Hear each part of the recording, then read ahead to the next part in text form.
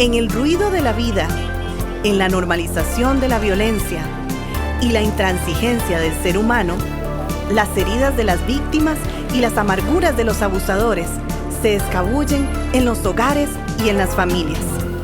Levanta propone un acercamiento integral, uno desde adentro, desde los lugares donde solamente Dios puede entrar. Conversemos.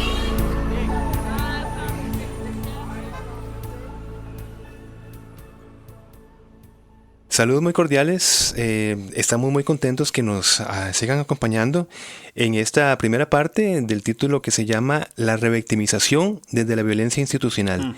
Siempre tengo el privilegio de contar con mi amigo, pastor, hermano Alonso. Te saludo en esta mañana. Igualmente, un gusto saludarte y poder conversar con vos de un tema que realmente tenemos que poner en la mesa y conversar, ¿verdad? Y es que las graves secuelas de la violencia doméstica, hablemos de estrés postraumático, trastornos del sueño, trastornos alimenticios, depresión, etcétera. Todo lo que viene detrás, ¿verdad? Se conoce en términos judiciales como victimización primaria. Es decir, son los daños directos que la víctima sufre en lo que está viviendo, ¿no? Sí. Ahora, según estadísticas del Observatorio de la Violencia, aquí en Costa Rica, la violencia psicológica es la que presentó mayor prevalencia, hablando de un 51.6% de crecimiento, seguida de la violencia sexual con un 49.7%, violencia física 34.7% y la violencia económica o patrimonial, que creció un 27%. Bien. Y es que recordemos que la violencia psicológica es un conjunto de comportamientos y actitudes que lo que buscan es controlar, buscan dominar, manipular, inclusive humillar a la pareja mediante el uso de la intimidación, mediante el uso del miedo, la culpa, la negación y la vergüenza. Y por supuesto el paso a la violencia física es totalmente esperable, claro, ¿verdad? Sí. No se puede maltratar a quien no se ha preparado psicológicamente antes. Exactamente. En términos simples, el golpe no viene de una sola vez, sino de una preparación emocional, en un sentido negativo, por supuesto. Claro, ¿verdad? porque esa preparación, desgraciadamente, va a preparar, pongo comillas, para que la víctima siga recibiendo una y otra vez, porque anteriormente se preparó que es por culpa de la persona, o porque la persona tiene arrebatos de cólera, el victimario, y entonces perdió el control. Todas estas estrategias se asumen de alguna manera ese golpe, no como yo asumiría un golpe en la calle, por ejemplo, de otra persona. Es eso, un marco relacional donde se va preparando a la víctima. Exactamente. Poco a poco. Sí. Ahora, cuando la víctima se presenta en un juzgado de familia, ¿verdad? Que en sí mismo ya requiere una gran dosis de valentía, de decisión, ¿verdad? Algunas veces, y aquí enfatizo algunas veces, porque no es siempre, creemos que la minoría, no es atendida dignamente por un funcionario en particular, ¿verdad? No es atendido en calidad de servicio, en la calidad de servicio, entendiendo quién es su, abro comillas, clientela o usuarios, ¿verdad? Ni su causa, es decir, la violencia es recibida con la urgencia que se requiere para activar diligentemente las formas y los recursos logrados en la ley, ¿verdad?, en materia de protección a la víctima. A veces no se atienden bien a las víctimas de violencia doméstica y de hecho pues hablamos de esto porque tuvimos una pequeña experiencia, ¿verdad?, en este tema. Sí. Bueno, esto que estás diciendo se conoce como victimización secundaria o revictimización. Secundaria porque la primaria, como dijiste, es haber recibido el golpe, haber recibido el insulto, el maltrato como tal. Y cuando se presenta la denuncia, puede haber, y me gustó el énfasis, en algunos casos aquí, por supuesto, si los logros que hemos tenido a nivel judicial, tampoco eso es un programa que va a estar de alguna manera levantando la voz en contra de este recurso. Claro. Nada más estamos señalando que como todo recurso humano, no es un recurso infalible, ¿no? ¿Por qué? Siempre bajo el principio que no podemos confrontar aquello que no podemos identificar. Algo fácil de entender. Entonces, aplicamos ese principio también a este tema. Ahora, ¿por qué victimización secundaria? Porque se le añade a la víctima, por parte de la institución, nuevas consecuencias psicológicas, sociales y económicas negativas. O sea, la persona que le atiende. Claro.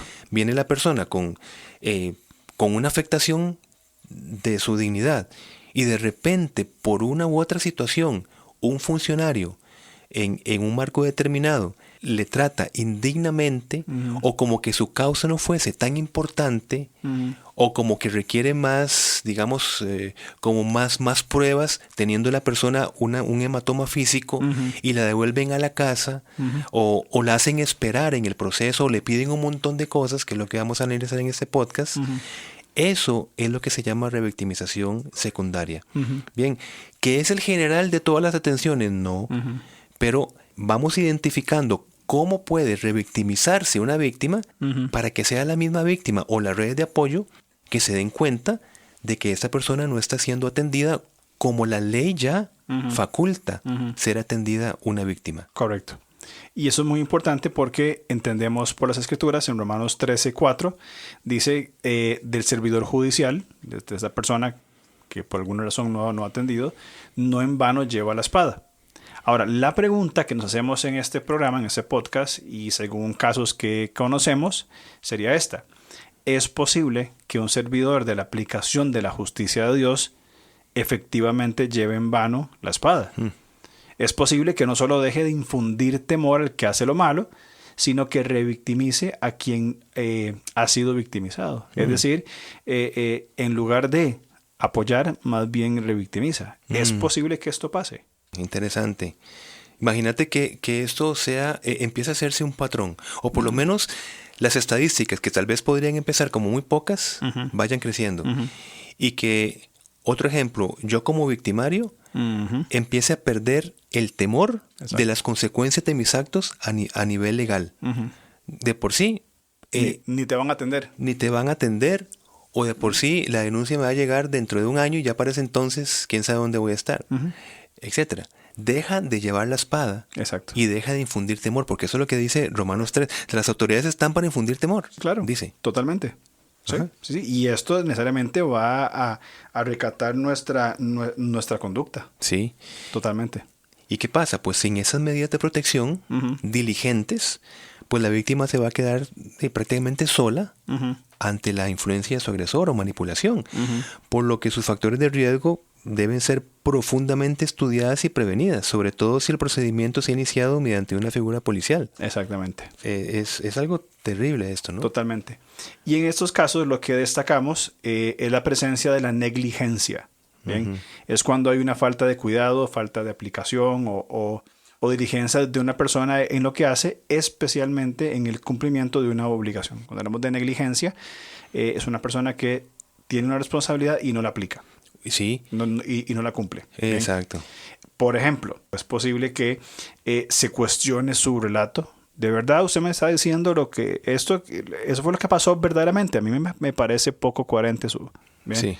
Y segundo, no se le garantice la inmediación en la toma de su denuncia. Es decir, cuando se le entrega un formulario a la víctima para realizar la denuncia. Pueden ser prácticas que no traigan esa seguridad, ¿verdad?, a la víctima, y por parte del funcionario público haya negligencia. Sí, esa inmediación es importante porque, por supuesto, imagínate el nivel de frustración, el nivel de atención que requiere una persona y que se encuentre con un proceso burocrático donde, como dijimos en el podcast anterior, no es necesario que haya una documentación personal para este primer proceso. O sea, para la medida de protección. Estamos diciendo, en este caso ejemplar, una mujer que está saliendo de un maltrato físico, donde su vida fue amenazada. Imagínate llegar así a un juzgado o llegar así a una instancia policial, digamos. Vamos a ver, no sabe dónde va, no está escuchando ese podcast. Dice, ¿dónde voy? Bueno, donde diga policía. Ahí entro. Y de repente, bueno, señora, siéntese acá, lléneme esto. ¿Tiene identificación? No. Ah, bueno, es un problema porque es que usted tiene que tener una identificación. A eso estamos hablando. No se le garantiza la inmediación de la protección que necesita en ese momento y que ya la ley logró para esto. Correcto, que ya está puesto. Por funcionarios que tal vez o no conocen o sí conocen y son negligentes, es decir, no cumplen su obligación. El punto, ¿no? Sí, y entendemos que un funcionario público puede tener un mal día como todos lo tenemos. Sí. Y tener sus problemas, sus asuntos, como todos lo tenemos. El problema acá es que está tratando con víctimas. Exacto. Y es, no sé si decir si es una vocación o necesita dimensionar mejor con quién está trabajando. Sí. No está tramitando un préstamo bancario, no está tramitando la solicitud de una nueva cédula. Claro. O sea, viene a escuchar una persona probablemente golpeada, maltratada, después de mucho tiempo intentar salir de esa situación de víctima. Claro, sí. Y puedo tener un mal día porque me cortaron la luz y no la pagué a tiempo. Pero no por esto lo va a poner al nivel de una mujer, por ejemplo, Correcto. Que le acaban de poner un cuchillo en el estómago y que salió a como pudo, ¿verdad? Y se presenta con un funcionario que está, pongo comillas, frustrado. Claro. Y en ese momento no la atiende con la dignidad, con la entereza que se requiere. Claro. Ahora, tampoco queremos decir, en absoluto, no queremos generalizar ni desvalorar los enormes esfuerzos y avances de instituciones gubernamentales que se han comprometido contra la violencia doméstica. Inclusive algunos trabajan 24 horas, ¿verdad? Sin parar. Ahora, sí debemos considerar que en Costa Rica se reciben entre 204 y 356 llamadas diarias. Y que incrementan los fines de semana, lógicamente. Qué barbaridad. Por violencia intrafamiliar, lo cual puede superar la relación denuncia-recursos, es decir, son más las denuncias que los recursos disponibles para atender. Pero una cosa son los recursos de atención, es decir, lo que hay a mano, las herramientas, y otra cosa es la disposición, la actitud y uso la palabra que usaste, la interesa de atención por parte de un funcionario público que puede frustrar a una víctima, decir, ni siquiera el gobierno me quiere apoyar, entonces mejor vuelvo y me quedo callada. Sí, esa es la realidad que tenemos, claro. Me gustó esa relación, ¿verdad? Se supera la relación denuncia-recursos de atención. Claro, son más las denuncias que los recursos disponibles para poderlas atender. Y esa es una realidad. Correcto, que no simplemente podemos tapar. Pero, como estás diciendo, aquellos que sí se pueden atender, pues que se atiendan bien. Exactamente. Al menos, ¿no? Sí. Ahora, algunos errores en el proceso. Otra vez, si se identifican, se pueden confrontar. Correcto. Inclusive se puede denunciar esos procesos en medio de una denuncia de otra cosa. Qué interesante. Pero si yo no los identifico, si yo no sé que tengo derechos, inclusive en el momento de presentar una denuncia, derechos de atención, si no los identifico, ¿cómo volver a tener una denuncia? Con la denuncia que ya cargo. Correcto. Yo de una situación de violencia intrafamiliar. Para ilustrar eso, aprendimos, ¿verdad? En una experiencia reciente como Levanta, aprendimos una estrategia para que se tome la denuncia. En un caso, la víctima fue a poner la denuncia y el empleado público dijo que no podía tomar su denuncia, ¿verdad? Que no le iba a tomar, que no podía, y la mandó para la casa. Okay. Contactamos a un funcionario que tiene una posición y pues mucho conocimiento del tema y nos dijo, cuando esto pase, díganle al empleado público que le entregue una carta diciendo que se rehusó a tomar la denuncia de una víctima, simplemente. Y nos decía esa persona, que tiene pues un amplio conocimiento del tema, ningún empleado público va a asumir esa responsabilidad. Claro. Y lo que va a hacer es entonces tomar la denuncia. Entonces son caminos aprendidos en medio de la experiencia, ¿verdad? Pero que, como vos decís, identificamos una carencia y encontramos un recurso de cómo solventar en pro de una víctima. Exacto. Por eso insistimos, si no identificamos, no se puede confrontar. Exactamente. Porque desde la ignorancia, desde el buen término de la palabra, podríamos pensar que el funcionario público está facultado para determinar él mismo si toma una denuncia de una persona o no la toma. Eso desde la ignorancia. Como evidentemente no se espera que uno esté conviviendo en un tribunal o en un juzgado todos los días, la primera experiencia de la persona será que no conoce nada del proceso. Claro. Porque no se imaginó estarse presente o tomar las fuerzas o la valentía para llegar a un juzgado. Pero y cuando llega se da cuenta de que, bueno, aquí no sé cómo opera esto. Claro. Por eso es que estamos hablando de algunos errores en el proceso. Y bajo el principio de que confrontamos aquello que podemos identificar, sigo insistiendo, nos parece importante que la víctima o quien la acompañe, que es importante, a presentar una denuncia, identifique algunos errores institucionales para evitar una posible revictimización. Por ejemplo, el objetivo de una denuncia es lograr protección y justicia. Ahí está. no es posible que la parte denunciante, o sea, la que se apersona a poner la denuncia, aún con signos visibles de ser agredida, mi hermano, deba de estar repitiendo su declaración o se le cuestione su testimonio. Es decir, las autoridades judiciales deben resolverle a la víctima desde su primera comparecencia. Entonces, si yo soy un funcionario con una evidencia física o un estado emocional alterado, doy la comparecencia y de repente me pasan otra ventanilla a volver a repetir lo mismo. Eso es un error institucional del proceso que tanto la víctima o principalmente las redes de apoyo que están tal vez en un estado un poco más racional, ¿verdad? Puedan decir, mire, esto no se puede hacer, ya esta persona le está diciendo qué fue lo que le pasó. No necesita volvérselo a repetir a otro funcionario. Correcto. Por ejemplo. Otro posible error en el proceso de denuncia es que ningún funcionario público puede poner trabas o obstáculos, sean burocráticos o de otra índole, ¿verdad?, que le impidan a la persona sobreviviente su acceso a la justicia. La justicia tiene que estar dispuesta para todos y ningún funcionario puede poner trabas y obstáculos a una persona que quiera accesar a esa justicia. Sí, y burocrático se refiere, por ejemplo, que a la denuncia tiene que presentar 1, 2, 3 cosas. El papel de tal y tiene que presentarme tal. Esos son trámites burocráticos tan comunes en nuestro querido país, ¿verdad? Totalmente. Vos querés levantar un negocio y haga el folder, ¿verdad? Con trámites burocráticos, ¿verdad? Y te mandan por un sello atravesando todo San José por un sellito y se devuelve y llega al lugar y no hay sellos, etc. Bueno, eso está bien, digamos, soportable para poner un medidor de agua nuevo. Está bien. Sí. Pero para una denuncia donde la vida pende. Exacto. Esos trámites burocráticos son una revictimización a la víctima, que le impide el acceso directo a la protección. Correcto. Y rápida. Otro error es la lentitud del sistema en tramitar la denuncia. Y tratándose de un tema de violencia doméstica, pues las distintas fases procesales deben ser eficaces para que la víctima no desista de continuar con el proceso, que en sí mismo, como hemos dicho, es altamente estresante. Correcto. Si yo tengo el ejemplo de que la vecina o el vecino le duraron 2 años para tramitar una denuncia, y yo digo, bueno, ¿con qué motivación voy a estar yo sumándome a un proceso que está cargado de lentitud? ¿Verdad? O sea, esto no puede ser. Sentido. Claro, estamos muy acostumbrados tal vez a nuestro seguro social.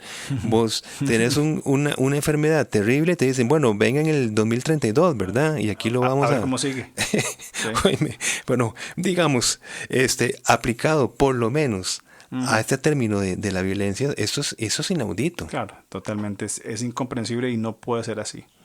Otro asunto que creo que es muy importante, cuando especialmente la denunciante sea una mujer y denuncia un delito por agresión, no puede ser obligada a ser revisada por una persona de otro sexo. En este caso, un masculino. Claro. No puede ser revisada por un masculino. Entendemos que de una u otra forma hay diferentes formas de abuso. Más implica un abuso sexual. Exacto. Su agresor pues se puede ver reflejado en esta inspección, ¿verdad? Y pues no es algo ético. Sí, por ejemplo, que llegue una mujer y diga, bueno, recibí un golpe en mi glúteo. Y entonces llega un funcionario que pretende decir, bueno, yo necesito ver ese golpe para levantar la denuncia, bájese el pantalón. Claro. Por ejemplo, exactamente. Para hacer un ejemplo puntual, para que se entienda concreto. Qué es lo que estamos hablando acá. De acuerdo. Luego, en el juzgado se debe evitar por todos los medios posibles la confrontación visual entre la víctima y su victimario. Eso también es una medida de protección que, otra vez, si se pasa por alto, se va a revictimizar a la víctima que está llegando a un proceso ¿verdad? Correcto. Ahora, también es importante que no podemos pasar por alto que todo sistema de justicia bajo el sol que vivimos, ¿verdad?, es vulnerable y es limitado. O sea, eso es una realidad que se debe tener en consideración, ¿verdad?, a pesar de ser un recurso esencial. Es parte de un sistema. Desgraciadamente, el índice de maldad expresado en la violencia doméstica lleva la respuesta a los juzgados que no sea capaz de responderle a todas las víctimas en los plazos legales. Sí, esa es también la otra situación.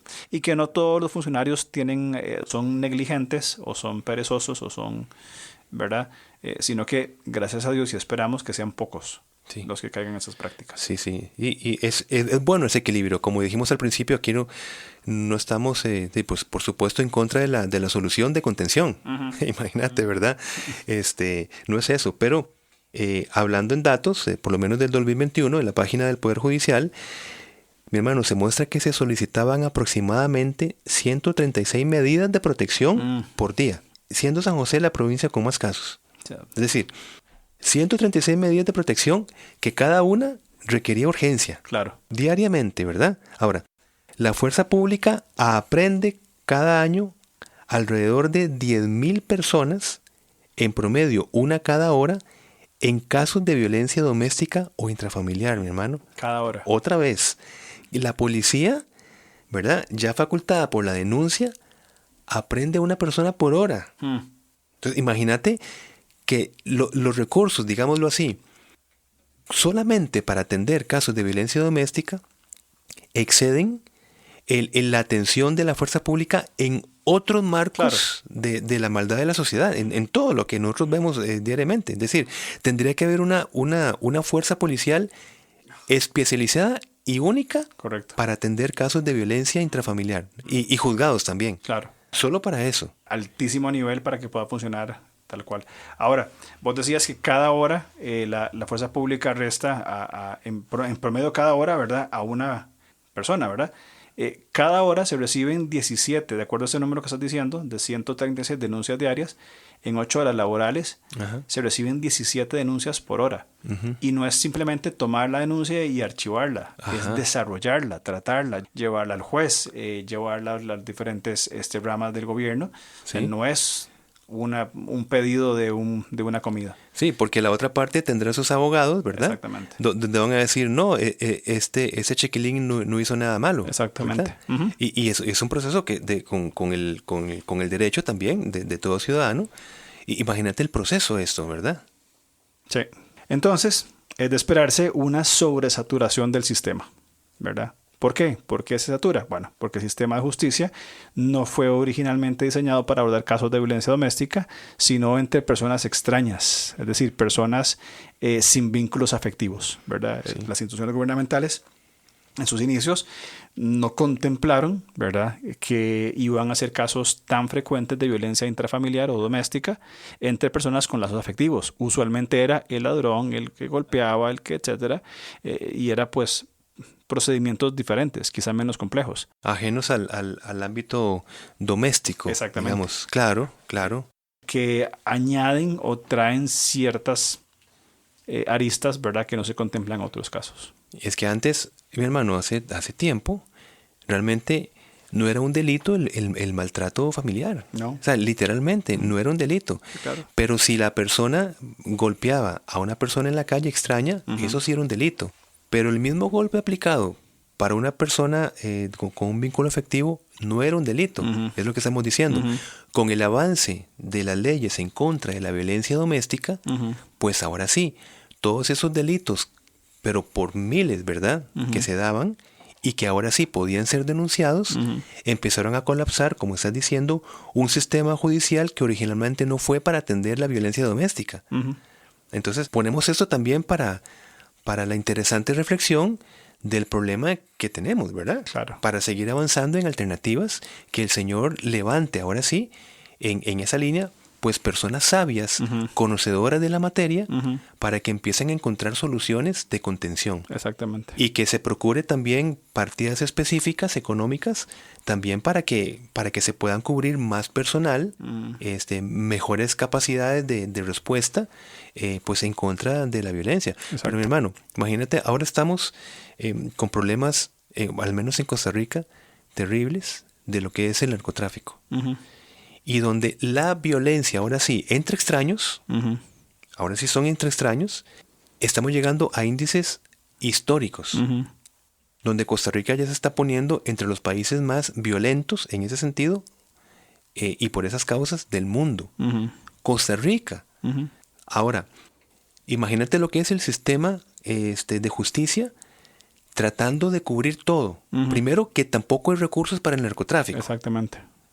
Y ahora, las denuncias por día que se dan, no estamos terminando en una posición de justificar una parte o la otra. Nada más nos metemos en un punto donde tratamos de ponernos en los zapatos de todos. Exactamente. ¿Verdad?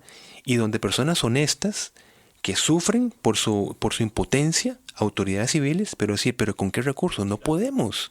No tenemos ni personal, ni capacitación a veces, ni tampoco recursos económicos, materiales, para poder abordar algo que cada día crece más. Exactamente.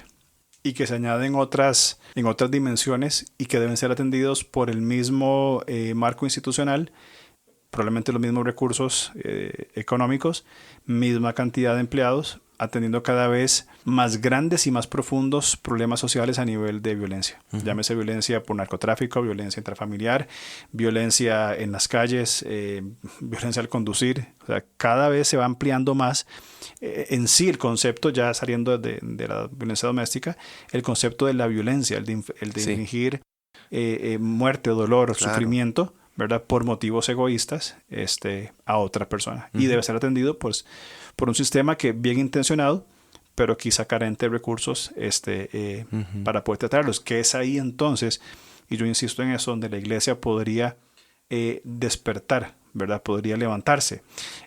Veo muchas iglesias con ministerios, y es loable y es rescatable, por supuesto, enfocados hacia drogadictos, hacia alcohólicos, inclusive algunas trabajando con orfanatorios, ¿verdad? Excelente. O sea, es parte del rol de la iglesia en la sociedad de cuidar de estos vulnerables.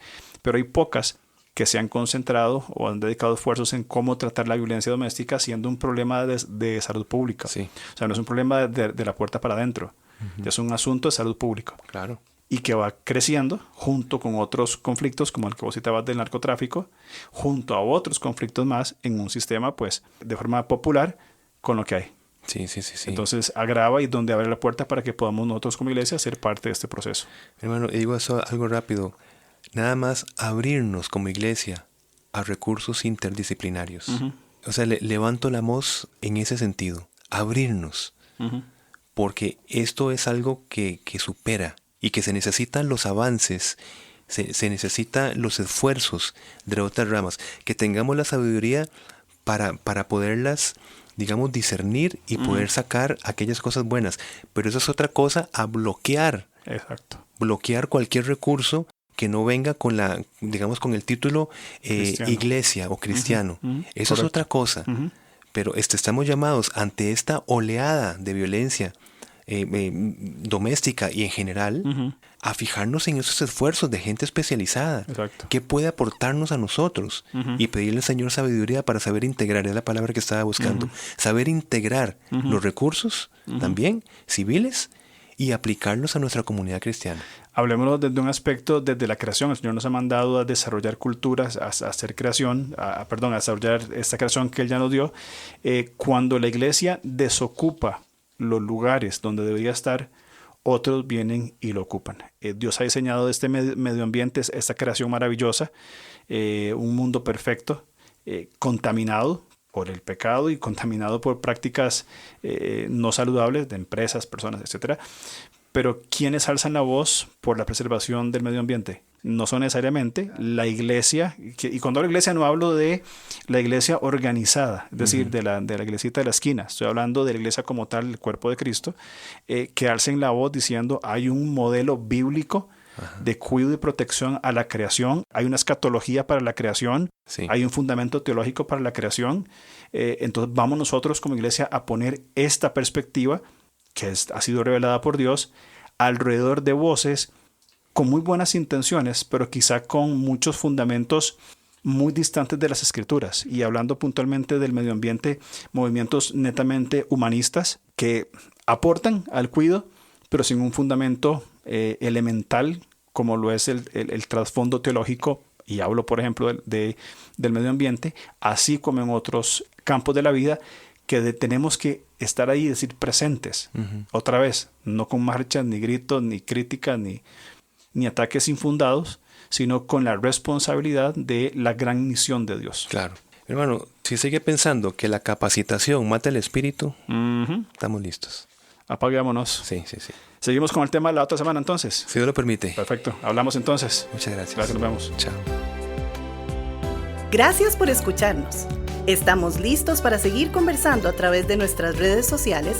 En Instagram, búsquenos como @levantacr, en Facebook como LevantaCR o contáctenos al correo alonso@levantacr.org.